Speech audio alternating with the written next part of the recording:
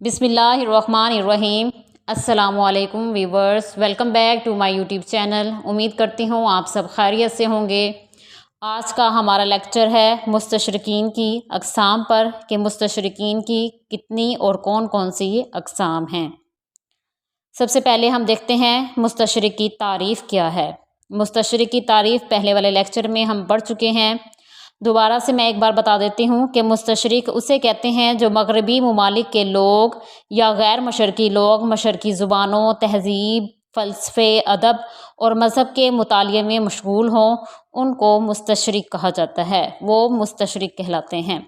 मुस्तशरिकीन की बहुत सी अक़साम हैं, जिनमें से मशहूर अक़साम दर्ज झेल हैं।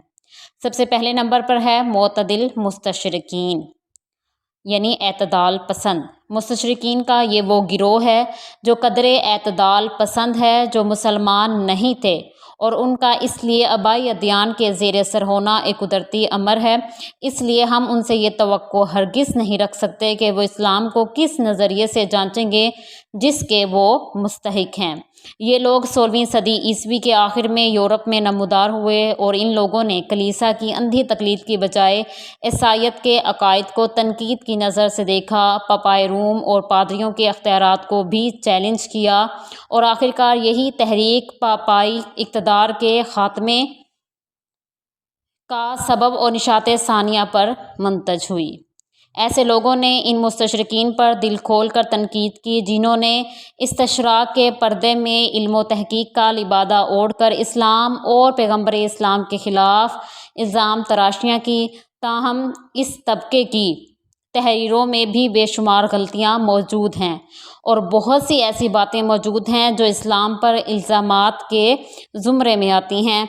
मोतदिल मुस्तशरिकीन में से चंद एक के नाम दर्ज झेल हैं, जिनमें मोतदिल मुस्तशरिकीन में कासन दी परस्यूल है, रिचर्ड साइमन है, गॉडफ्रे हगन्स है, माइकल एच हार्ट है, निहान वगैरह। ये वो मुस्तशरिकीन हैं जिनको मोतदिल मुस्तशरिकीन कहा जाता है।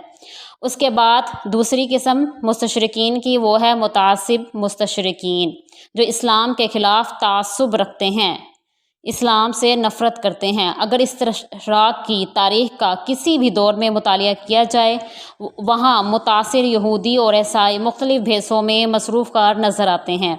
इन लोगों ने इस्लाम पर मुख्तलिफ़ अंदाज से हमले किए और इनका ये तबका हर किस्म के हमलों की सफ़े अव्वल में मसरूफ़ रहा है। जैसे कि जीन बर्ड है। इस मुस्तशरिक का ज़माना अगरचा 1535 था 1595 ईस्वी था, लेकिन इसका मौक़िफ़ 17वीं सदी ईस्वी में आम हुआ। ये एक मशहूर कैथोलिक मनाजिर था। इसने अरबी ज़ुबान को वहशियाना ज़ुबान करार दिया और कुरान मजीद को ज़ुबान के पहलू से हदफ़ तनकीद बनाया, यानी अरबी ज़ुबान को वहशियाना ज़ुबान कहा और कुरान की ज़ुबान क्योंकि अरबी ज़ुबान है इसलिए इस पर भी इसने तनकीद की। इसी तरह मुतासिब मुस्तशरिकीन में विलियम मेवर भी है। विलियम मेवर ये मशहूर अंग्रेज़ मुस्तशरिक था, अरबी का आलिम, अंग्रेज़ सरकार का नुमाइंदा, मुंतज़िम, सियासी जंग आज़ादी 1857 में आगरा में शोबा जासूसी का सरबराह था और मुतअद्दिद किताबों का मुसन्नफ़ भी था। इसका भाई जॉन मेवर भी मुस्तशरिक और ईस्ट इंडिया कंपनी का मुलाजिम था। विलियम मेवर ने सीरत मोहम्मद के नाम से किताब लिखी, जो 4 जिल्दों में पहली मरतबा 1858 ईस्वी था 1861 में शाये हुई। ये किताब बहुत दिल आज़ार है। सर सैयद अहमद ख़ान ने इसके जवाब में खुतबात अहमदिया के नाम से किताब लिखी। इसी तरह मुतासिब मुस्तशरिकीन में जॉर्ज सेल भी शामिल है। अंग्रेज़ मुस्तशरिक था ये, जिसका ज़माना 17वीं सदी से 18वीं सदी में कुरान करीम का तर्जुमा शाये किया। इस्लाम के बारे में बहुत मुतासिब था। इसने इस्लाम को फासिद मज़हब नाउज़ुबिल्लाह करार दिया। तो ये चंद एक मुतासिब मुस्तशरिकीन थे जिनकी मैंने आपको मिसाल दी। उसके बाद हम देखते हैं पेशावर मुस्तशरिकीन। तीसरी किस्म है पेशावर मुस्तशरिकीन। इसमें कोई शक नहीं कि इस्तशराक की तहरीक ने हमेशा तबशीर या इस्तेमाल की तरफ से मिलने वाली माली इमदाद और समाजी हैसियत पर भरोसा किया और इनकी यूनिवर्सिटियों, तहकीकी इदारों, मोहल्लों, अखबारात, रेडियो और टेलीविज़न के बड़े बड़े ओहदों की शक्ल में اپنی کوششوں کا انعام ملتا رہا۔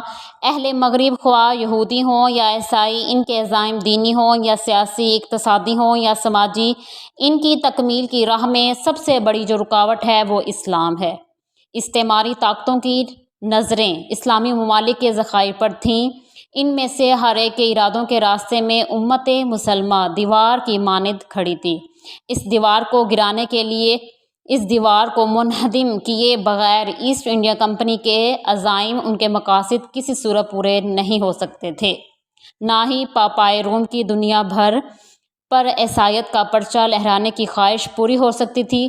ہر وہ شخص جو اس دیوار کو گرانا چاہتا تھا، منہدم کرنے کی کارروائیوں میں کسی بھی حیثیت میں شریک ہوتا، وہ پادریوں کا بھی منظور نظر ہوتا، سیاستدان بھی اسے ہاتھوں ہاتھ لیتے۔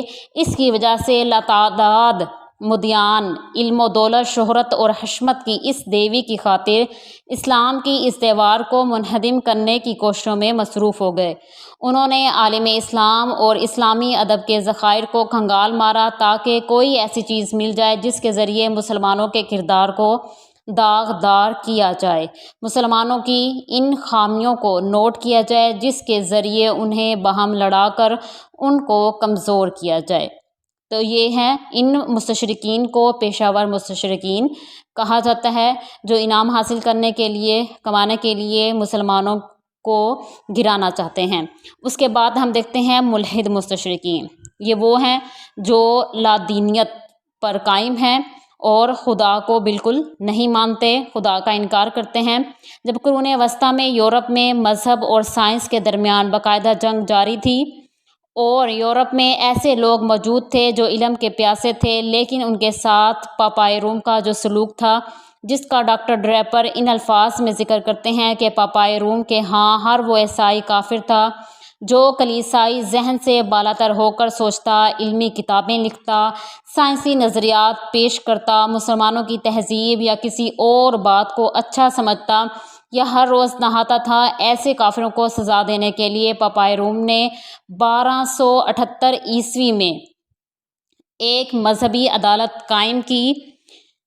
اس عدالت نے پہلے سال 2000 اشخاص کو زندہ جلایا اور 70,000 کو قید و جرمانہ کی سزا دی۔ 10 برس میں اس نے 17,000 کو آگ میں پھینکا، 97,321 لوگوں کو قید و بند کی سزا دی اور ساتھ ہی مختلف علوم کی 6,000 کتابیں جلا ڈالیں۔ مذہب اور کلیسا کے خلاف علم کے شیدائی مذہب کے دشمن بن چکے تھے اور انہوں نے ان کے خلاف ایک طوفان کھڑا کر دیا اور یہ طوفان یورپ اور کلیسا کے اختیارات کو بہا کر لے گیا۔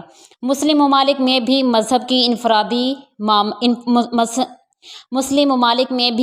کو انفرادی معاملہ قرار دینے اور اسے ملی زندگی سے لا تعلق کرنے کے لیے یورپ کے اس تجربے کی بنا پر کیا جا رہا ہے۔ حالانکہ اسلام کلیسا کی طرح علم کا دشمن نہیں ہے، بلکہ یہ تو مہد سے لحد تک علم حاصل کرنے کی تلقین کرتا ہے، اور دوسرے مذاہب کی مقدس ہستیوں پر بھی انہوں نے کیچڑ اچھالنے کی کوشش کی تھی۔ انہوں نے حضور صلی اللہ علیہ وسلم کا نام لے کر حملے کیے تھے، اس لیے اس نے اپنے اس کارنامے پر یورپ کی خوشنودی کے حصول کے لیے اپنی کتاب کا نام انتصاب پوپ کے نام کر دیا۔ مستشرق نے کلیسا اور پوپ اور اسلام کے خلاف اپنے دل کی بھڑاس نکالی۔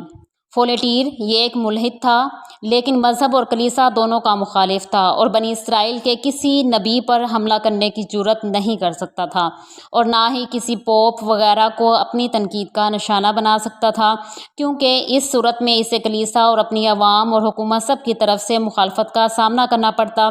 اس نے اس مشکل کا حل یوں تلاش کیا کہ تمام مذاہب کے بانیوں پر کیچڑ اچھالا جائے۔ سب سے پہلے اس نے حضور صلی اللہ علیہ وسلم نعوذ باللہ کی ذات و بابرکات کو استعمال کیا اور اس نے نبی کریم صلی اللہ علیہ وسلم کی ذات مبارک پر ایسے رقیق حملے کیے جن کی جرات اس سے پہلے، اس سے قبل مستشرقین نے نہیں کی تھی۔